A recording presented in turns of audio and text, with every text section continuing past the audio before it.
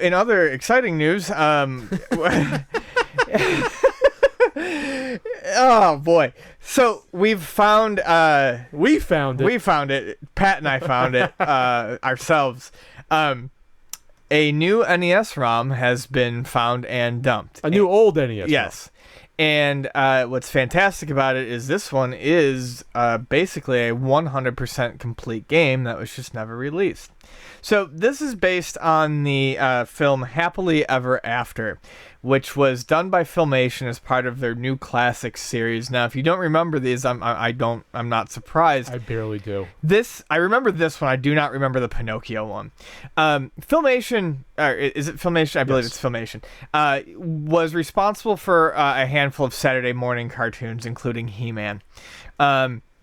They decided that they were going to try to cash in on the popularity of some of these fairy tale licenses, which have been public domain for a long time.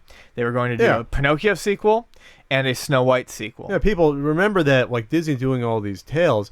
These are like Grimm Brothers tales and collected fairy tales from Europe from like hundreds of years ago. So Disney doesn't own the rights to Snow White or Peter Pan. Or even Lion King. These are all they just put out these properties that makes you think that they came up with them, but they didn't. Because they ace them, but Yes. but it's not theirs. So technically, this was okay for Filmation to do. So they created a movie studio to put these out. Now, jumping more to the point here, of course, with any film property, especially during the NES era, it's likely to get a game. So Happily Ever After, the Snow White sequel, where she was going to meet 7 female dwarves, was ripe pickings for a potential game translation, especially because video games were starting to be recognized as being played more by women at this point, and it seemed like a good entry point and basically a solid hit just based on the property.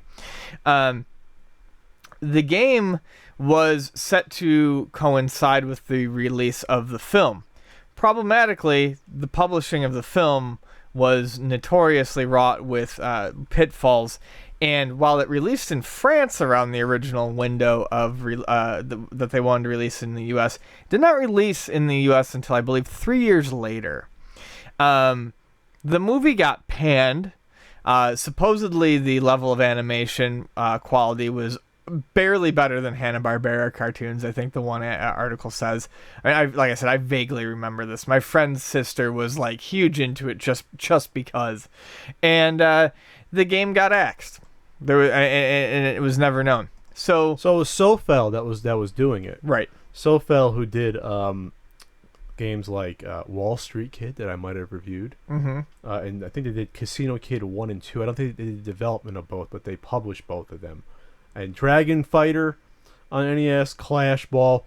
So we're not talking about the most famous NES publisher, but these aren't bad games. Right. They're competent games, if not the most enjoyable. I mean, say what you will about Wall Street Kid, it's unique at least. Sure. So this was reported by NintendoPlayer.com, and it was courtesy the release. This, I guess, prototype collector named Sean McGee found this. And I guess he's into this scene. And the author of the article, which I do not have in front of me, comments about knowing Sean McGee. Well, the beautiful thing about this release is Sean McGee did not try to get any money for it. Sean McGee simply wanted to dump it for preservation. Yeah, so the comment from the author of this article, which is important to me, having followed Nintendo prototype matters for far too long, I have become accustomed to the condescension, the bravado, the bullshit that goes hand in hand. Sean resembles none of that. He's refreshingly down to earth and tells me bewildering, unprovoked things like, and of course a ROM dump will follow. There isn't a more deserving to be immortalized in knitted cursive on a decorative pillow. Oh, there isn't a quote more deserving to be immortalized in knitted cursive on a decorative pillow. So here's a guy that's doing the right thing. And he's dumping a ROM of an unreleased game. He's not holding it hostage. Right. Like a lot of prototype bigwigs do. Or saying, well, I need to get at least $2,000 for me to release the ROM because that's how much money I put in it. Blah, blah, blah. Then don't fucking spend the money on it then.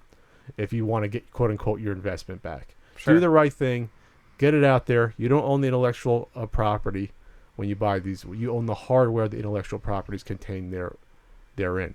So good on you, Sean, for releasing it. And a very good recap from NintendoPlayer.com. There's cutscenes. There's a map mode. I played the first level or most of it before the podcast.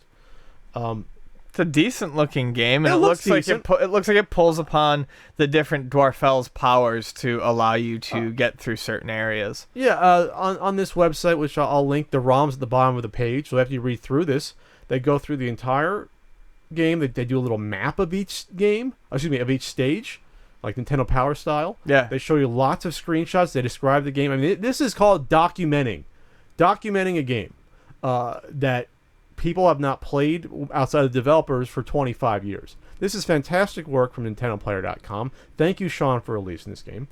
Now, in terms of the quality of the game, I only played most of the first level, and to me, it would have been like this game would have come and gone. It wouldn't have been one you would have wrote home about. It would have been an average game, 2.5 or 3-star game, according to a certain NES manual or NES guidebook. It would have been like it would have been a game like I don't know what's a platformer that I don't know, like Kid Cool. I mean, like you talk about it every now and then, but Kid Cool is a miserable pile of shit. in terms of a game you talk about every once in a while, but no one ever says I want to play Kid Cool. No one ever would ever going to say I want to play Happily Ever After. Sure. You have a cape attack that the hit detection wasn't 100% on for when I was playing at least, and then like when you spin the cape, you get powers, and like you spin it with B, then I pressed A, and a big lily pad opened up on the little pond to jump across a little. So it was cool. I'm sure you can get other powers in the game. Like I said, I didn't play through the entire thing. Maybe the next NES Marathon will play through it. That could be fun. Maybe. And I mean, by this person's article, they actually said that it was a pretty fun game. So don't take our word for it. Yeah, like I said, Play it yourself. I only played one level. Looks like you can get up to like 7 powers. Maybe it's one from each dwarf. That's what or Dwarfellow. That makes sense, right? Yep. And it looks like it was finished. They got through the end of the game. So good on them again and Sean for making this available and not holding it hostage and not letting his ego get in the way of video game preservation and history.